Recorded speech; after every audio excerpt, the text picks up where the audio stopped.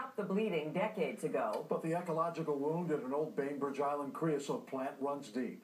As environmental specialist Gary Chittum shows us, divers are going down to see if the bandage is holding. The cap goes all the way across the harbor. Every day, state ferries and private boaters pass right through it. A toxic cleanup site so contaminated nothing is allowed to touch the bottom. Go ahead when you're ready, Lisa. Except the people who have to inspect it.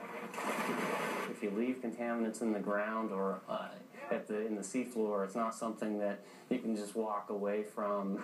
Some of the most deadly chemicals to fish and other marine life is sealed under a protective cap of clean sand and gravel in Eagle Harbor. This is the Wyckoff Superfund Site. You can find hundreds of yards of bottom covered with a deep powdery carpet.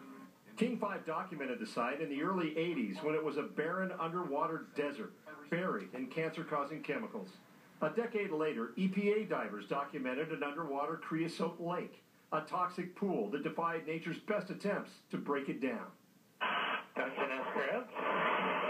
Today, plant and animal life is slowly returning, but the future depends on the cap and what's going on under it. Indigo 8.5. So divers insert sensor rods into it to get a look. It'll actually absorb any contaminants that are there. And what that'll tell us is if you were a crab or a bottom fish, what you might absorb. The divers install the rods in a designated area, then come up for a ride to the next one.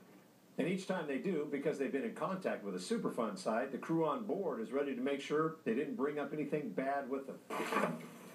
We're making sure that if there are any site-related contaminants on, we rinse it back off of them. All right. They can't ever truly clean it up, but they can try to keep it from spreading. On Bainbridge Island, Gary Chittum, King 5 News.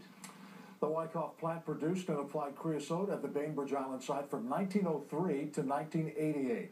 It contaminated an estimated 500 acres above and below water during that time. The investigation